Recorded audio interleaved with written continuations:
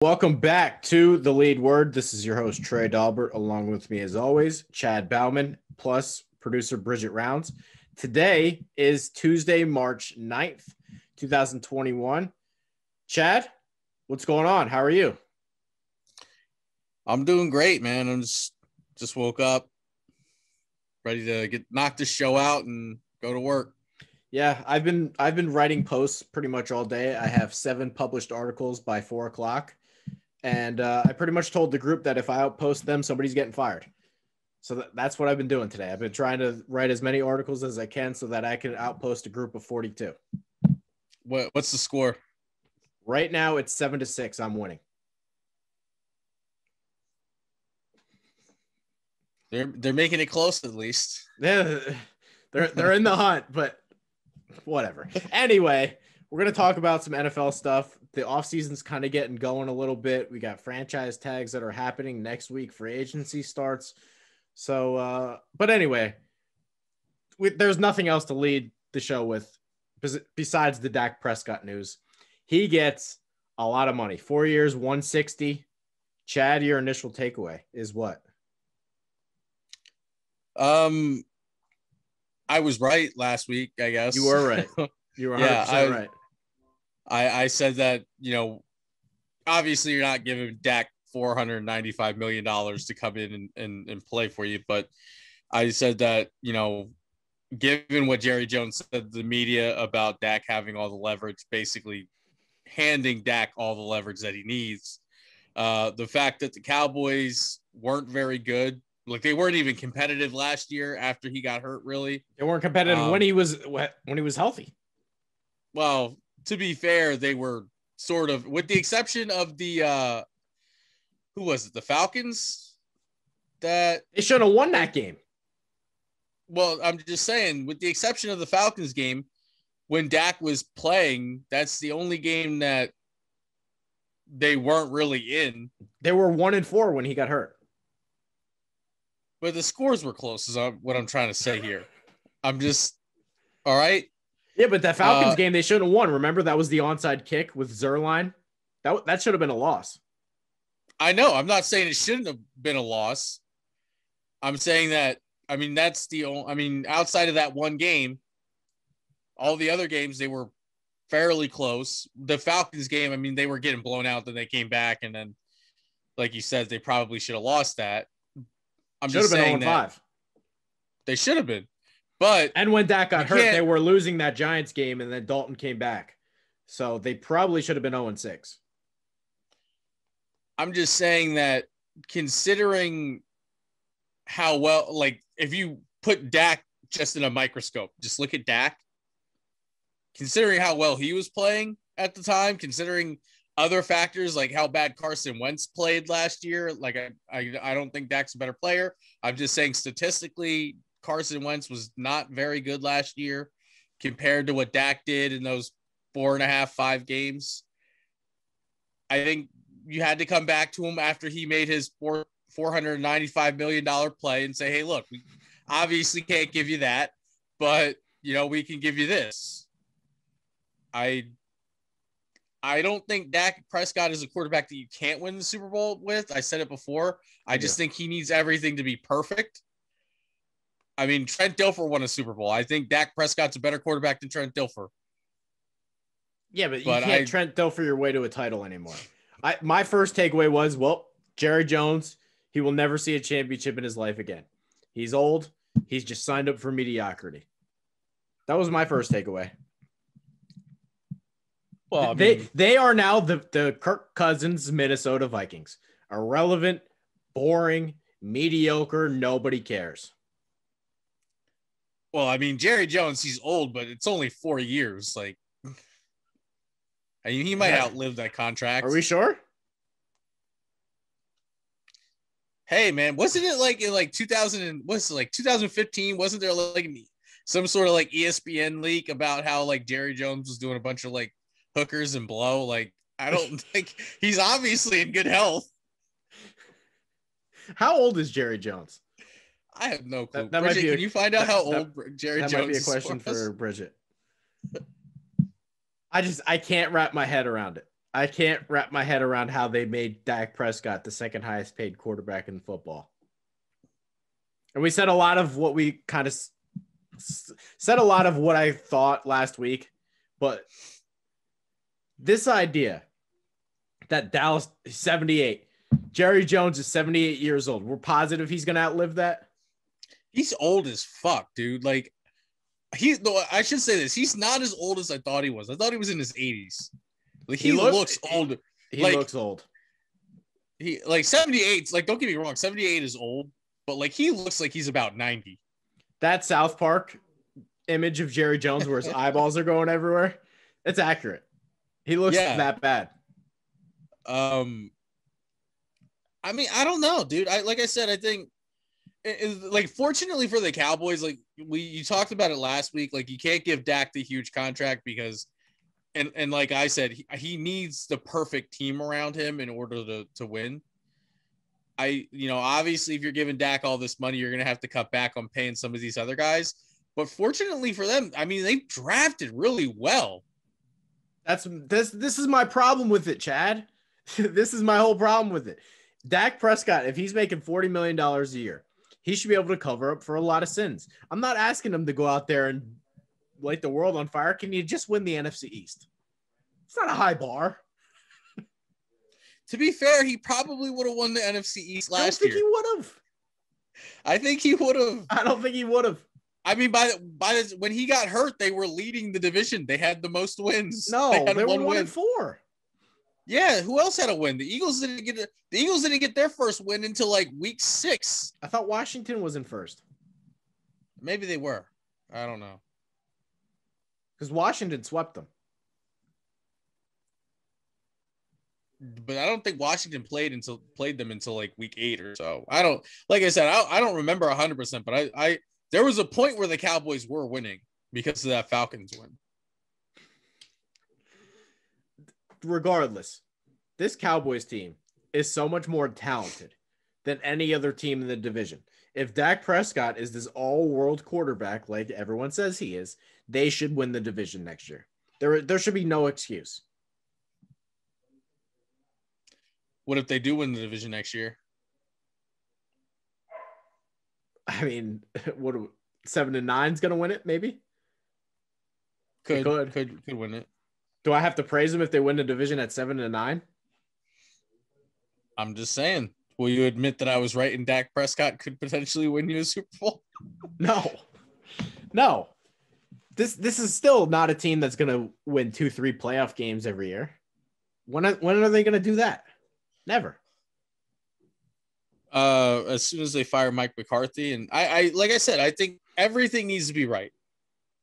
I think, one of the biggest problems that they've been having is the coaching has been terrible. And I think, Jason Garrett, like I said last week, he might be a competent coordinator, but I mean, there's certain guys that just, they're not cut out to be a head coach. As soon as they get that head coaching job, it's all bets are off, all gloves are off, and they just suck. I mean, obviously Jason Garrett wasn't much of a head coach, but I mean, he didn't do too bad of a job with the Giants, considering how bad they were, especially after Saquon Barkley goes down. When he went down like week 1 or week 2. Yeah. So, I mean, he at least, did enough for them to be in the conversation of winning the division where, they probably didn't have any, 6 wins wins you the division, but they probably didn't even have any business winning 6 games. So the Giants, I think, have a chance to be decently competitive. Maybe.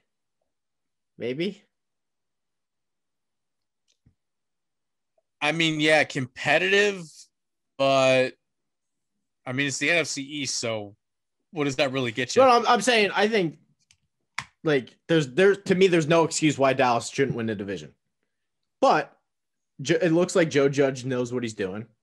If Daniel Jones can take a little bit of a leap, I don't know how much better he's going to get because I don't think he's a top tier franchise quarterback, but if he can get a little bit better, and their defense is probably the best defense in the league or in the division, maybe Washington.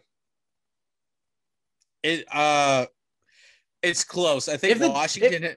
if the Washington Giants could has a just better score front points, seven, I think. if the Giants could just score points, because last year they didn't really score ever. My point is, with Dallas's roster, if Dak Prescott's a $40 million quarterback, they should run away with this thing, and they won't. I think it's something to be said that, you know, you could say the same thing for both Washington and New York. If they could score points, they'd be pretty good because neither one of them could score. Like Washington was in the playoffs against Taylor Heineke. Tampa. Yeah, Tampa, and Heineke kind of kept him in it, but Alex Smith has nothing left either. He started how many games? Kyle Allen was starting games. Haskins was starting games.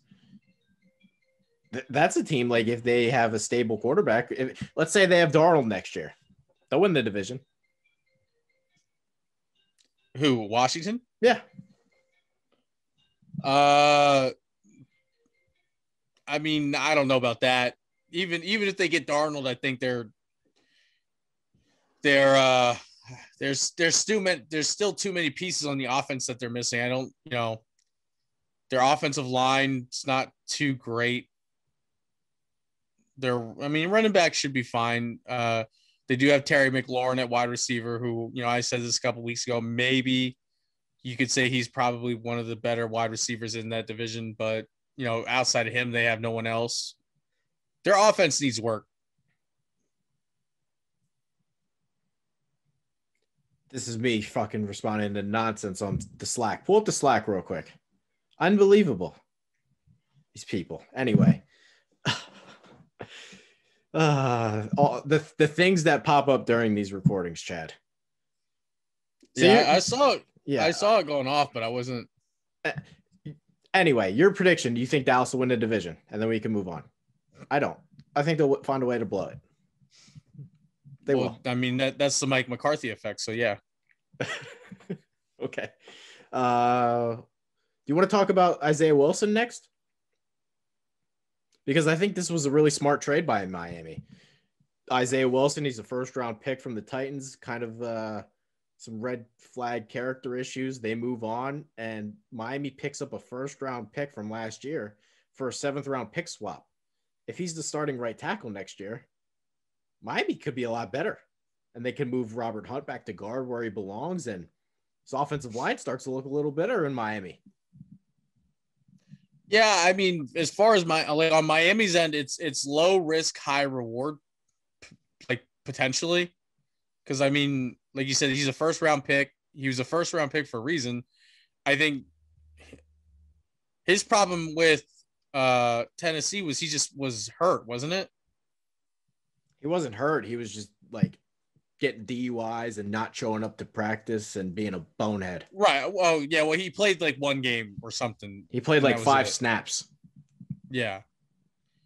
So, yeah, like I said, it's low risk, potentially high reward. If you can get him on the field, you're good to go. You're giving up a 7th round pick.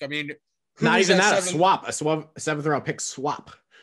Oh, then yeah, even more so. Like, even if that 7th round pick hits, like what are you doing? Like, you're really not even giving anything up at this point. Actually, not. No, now that I think about it, you could potentially be moving up in the 7th round because Miami's swapping their 7th round pick for Tennessee's next year's 7th round pick. I wrote this in my post. I don't see any risk in it because not only is Tennessee paying down the guarantees in his contract, but you're adding a first round pick for nothing. With the exception of like maybe he gets another DUI and it's bad press. Like I guess that's the biggest risk you're taking on here. And I'll say this too. You look bad maybe in the media because like people are like, oh, they have this guy coming in and he's kind of like an asshole. Yeah, I'll say this too. I don't think Isaiah Wilson should have been taken in the first round. He's a poor man's Orlando Brown to me, but if he's capable, Orlando Brown's pretty good. So yeah, I think he's a notch below that. I don't think Wilson should have been taken in the first round, but I think he should have probably been taken in the 2nd or 3rd round. He's capable of becoming a starter. the offseason for the Miami Dolphins should be protect Tua Tagovailoa at all costs. So if you can get yourself a starter for a 7th-round pick swap, you do it. And I like Miami's offense is already off to a hell of a start. Brian Tanner's a fucking treasure. What did he say? He's like, the fuck is going on now? And why am I even oh damn, it just went away. Why am I even involving myself or something like that? Unbelievable. Yeah, I think well, I mean, I guess as far as Tua is concerned, I guess it depends on like what Miami fans want to do there or the team wants to do, because like I don't know, there's like talk about like Miami trying to like move on from Tua, where it's like they're not. I mean, we say that, but you know, who knows? They're not going to. I mean, Miami is one of Deshaun Watson's destinations, so who knows? But I mean, if you bring in Deshaun Watson, you have to protect him too.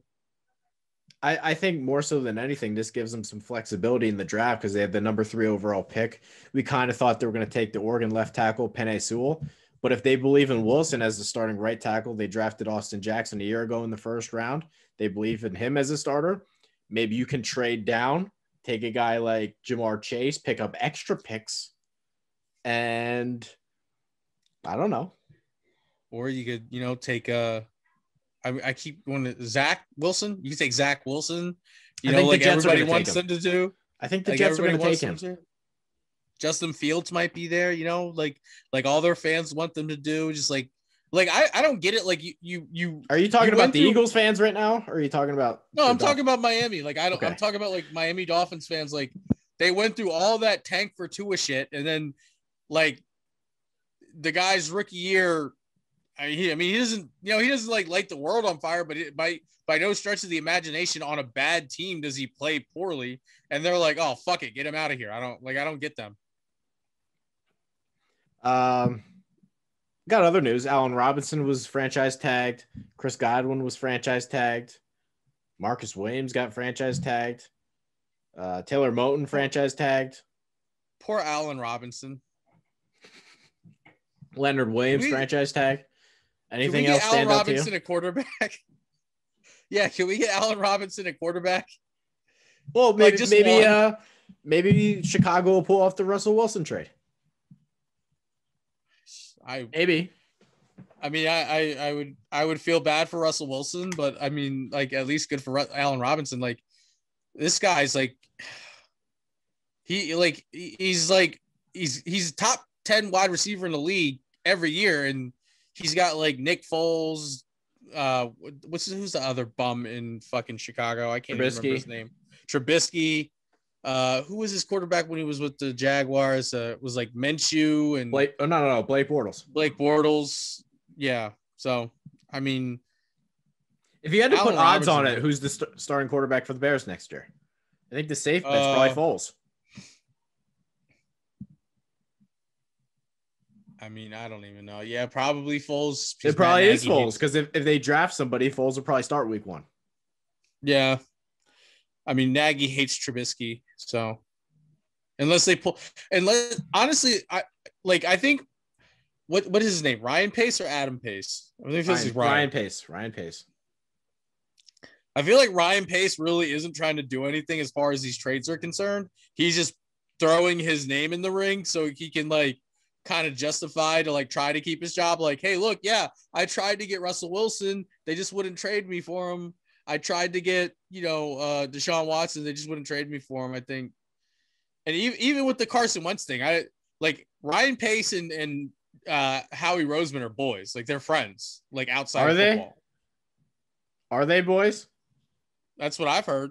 From who? I've heard, I heard it on the radio. I think I've read it a couple times too, but apparently like Howie Roseman and Ryan Pace are like friends, like outside of football. So like, I think the whole Carson Wentz to the Bears thing was just like Howie Roseman was like, hey bro, I need you to do me a solid. Like act like you kind of want this guy real quick. That way I can try to like get more picks for him and shit like that. Cause like, I mean, it makes sense to me. And apparently, didn't they? Who did they? Like the Eagles have traded with the Bears before on something. I don't. I can't remember off the top of my head. They didn't trade him Foles. No, you're right. Never mind. Jacksonville did. Yeah. Nah, I got nothing.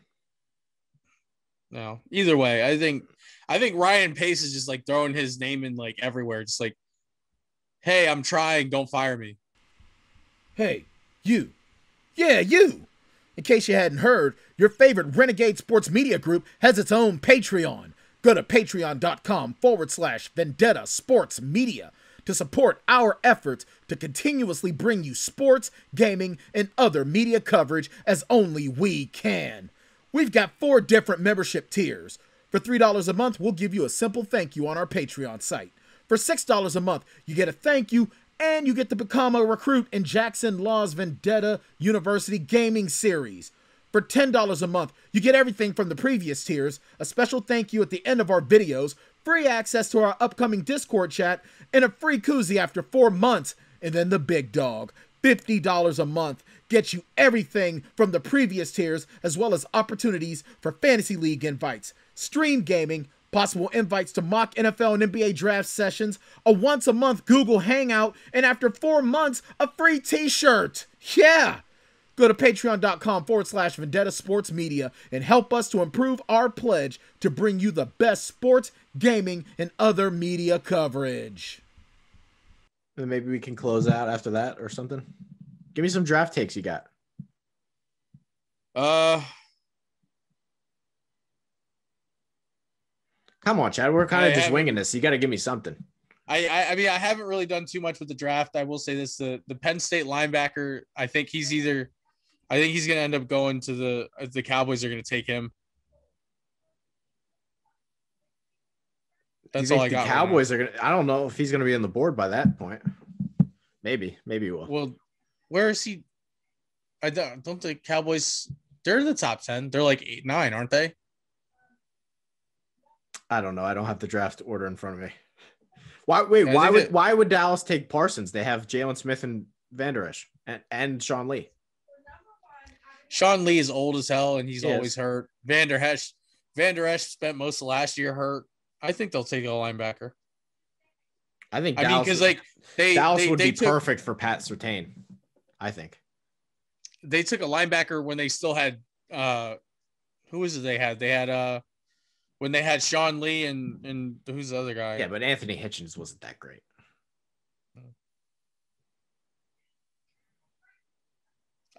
Jerry Jones, he's always been the kind of like I'm just gonna take the best guy that's there, and I could see him being there when Dallas picks it. I think they pick at 8. I think if they land Surtain to go along, I think Diggs got torched a little bit early in the year, but I think he's gonna be fine. Elwuzie, it's a pretty good set of corners. I think they got to replace Byron Jones. Yeah. Who are your birds going to pick? I don't even know. They're probably going to end up taking a quarterback. Well, the news came out today that Jeff Lurie said that Jalen Hurts is the starter. There's no quarterback competition. So it doesn't look like they're going to take one. I woke up before we started recording this, so I haven't seen any news from today. So I mean, if Jeffrey Lurie did say that, I would just like to tell Jeffrey Lurie like one thank you, but I mean you're the reason why. Apparently, he's the reason why we drafted fucking Jalen Hurts in the first place. So yeah, apparently he loves the guy. Like, no quarterback competition. Yourself. No competition. He's a starter. That's it. I mean, if that's the case. I think you have to go wide receiver or trade back and pick up a lineman because you have needs on the offensive line like Jason Kelsey. I mean, he's getting up there. They did announce, I think he announced like last week or the week before that he is going to come back for another year. But I mean, this is a guy that's like last year and this year, like they're having to like talk him out of retirement. Like, hey, come back. No. Come back. So I mean, you don't think they're gonna mess it up?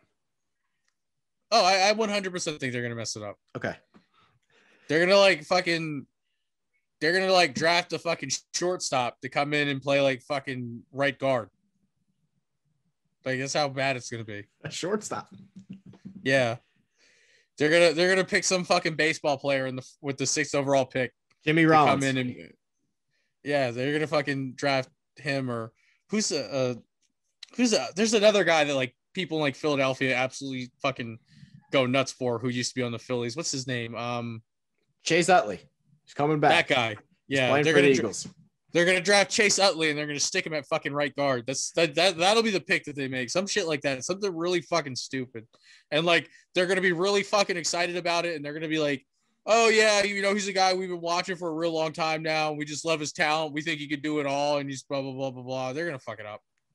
I have like maybe 1% faith that they don't do something really stupid and make a terrible pick. That's how I feel about it. Well, Chad, you need to start getting ready for the draft. What else are we going to talk about? It's coming up, and fantasy's coming up before you know it. Yeah, it is like March. Holy shit!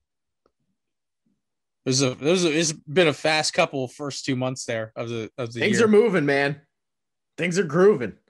I'm about to tell the group tonight. Hop on the train. It's leaving. I ain't got time for the losers. We're ready to rock. Just saying. Oh, yeah. I was talking to Bridget off camera about where we're going to put the office. She might decide what city we go to. I'll still work remotely. I don't know if I could. I don't know if I could live in like Massachusetts or wherever Bridget's from. I know she's in Rhode Island, but I think she said she's from Massachusetts. It wouldn't fit me. Train's leaving. Things are going. What else we got this week, Chad? Anything else? I know next week we'll talk free agency stuff, and then maybe we'll deep dive into the draft. You just need to start getting prepared. It's time to get ready for the draft, Chad. It is. I usually wait till late in the game to look up draft stuff, but I don't know. What else are we going to talk about? The All-Star game was Didn't watch it. Did you watch it? No, I kind of tried to follow the highlights on like social media. From my understanding, it wasn't fucking close. Like, I don't I don't get how like people make such a big deal of like fucking Dame Lillard like hitting the game winner. Like they were up by 17 fucking points. Like how is that considered like people are making a huge deal? I don't even know what you're talking about. I didn't watch any of it. Well, so they played to like 170 was like the score that they played to. And I guess in lieu of like a clock or whatever. But like when they hit 170, like the LeBron's team was up by like 17 points. Outside of like the first quarter, I don't even think it was like close at all. Great. Sounds interesting. I don't know. I'm tuning out the NBA more and more. I am. I watch hockey every night. Not a hockey guy. Bridget, can we get Chad into hockey? Yeah, let's do it. Let's do it. I appreciate the Flyers. Like I don't watch them, but I hope they do well. I appreciate them. We need to get you into baseball and hockey, so we don't have to talk about football every week.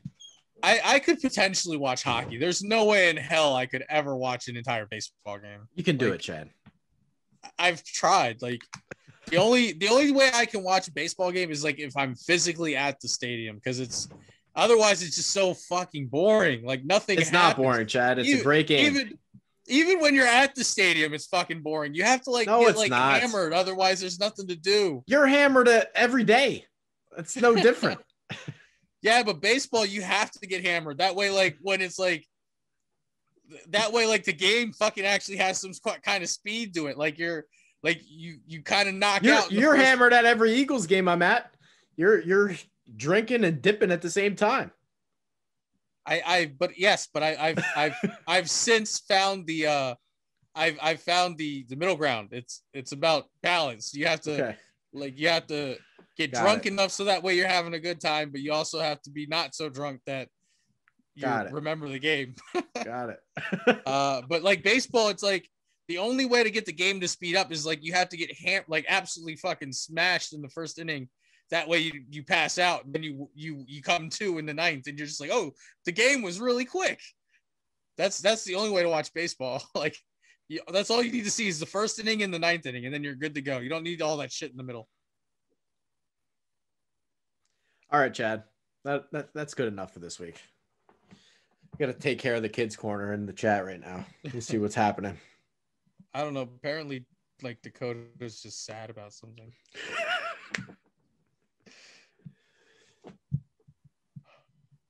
All right. Well, since that's it, don't forget to check out the Patreon and subscribe, and you'll get whatever prizes are on there. Again, we're working on the Fight of Vendetta writer tier. Maybe we'll do a 12 rounds submit questions to Bridget's tier if that's what you're looking for in life. I'm so tired. I had like 3 hours of sleep. What else here? Don't forget to follow us on Facebook. Check us out on Instagram.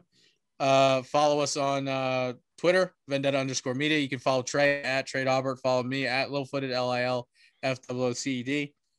If you're watching the video on YouTube, like the video and subscribe to the channel. And other than that, thanks for watching, and we'll see you next week.